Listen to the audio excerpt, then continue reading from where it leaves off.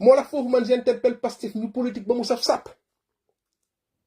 parce que ñun ñooñu on va faire la part des choses on va faire en fait dinañu ñëw indi xeetu politique boo xamante ni nekkul li fi nekkoon mais xeetu politique boobu noonu ñun ñu woote il faut que ñu exercer ko pour que ñun ñu mën ko gis il faut que ñu assumer ko il faut que ñu nangu ko ne ñun ay politiciens lañu mais beneen xeetu politicien situation bu mel nii bu taxawee il faut que ñu assumer que on fait de la politique ci historique bi lay ñëw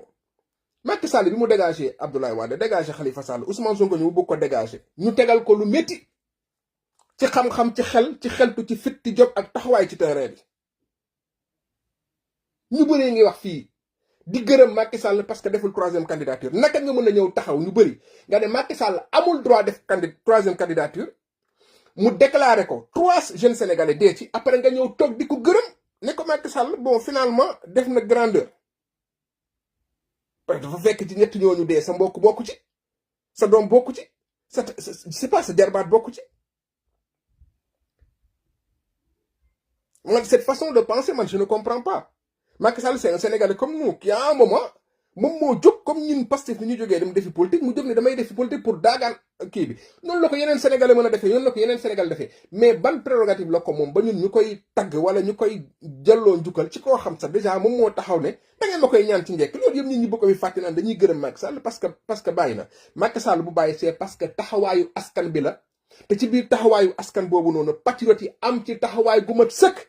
ci biir kilifa yi jiite woon xeex boobu nag Ousmane Sonko nekk ci une identité remarquable lii mooy l'histoire du leneen nag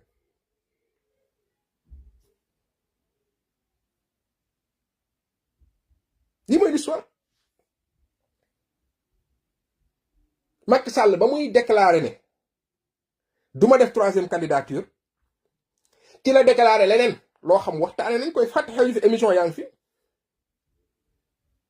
parce que ñii dañu jàpp que ne Macky Sall bu déclaré ne du def troisième candidature ñi nga xamante ni sénégalais yi nga xam mbiru Ousmane Sonko seen yoon nekku ci sénégalais yi nga xam peut-être dañu naan ces sénégalais là ils sont juste c'est des démocrates ñoom élection moo leen ñoom seen élection rek seen constitution moo leen amal njariñ te foofu ngay xamee l'hypocrisie bi nekk ci ñenn ñi naka nga mën a ñëwee ne man Macky Sall à partir du moment où il dit il renonce à sa troisième candidature mais dina song Pastef rek man sama combat jeex na ba pare yow nga ne tu es un démocrate parce que dafa jàppoon ne dina am légitimité parce que dafa jàpp ne une partie des sénégalais yi doon xeex looloo taxoon ñu doon xeex dañuy toog fenku laayu seetaan ko moom ak Pastef mu commencé déroulé gaa yi toog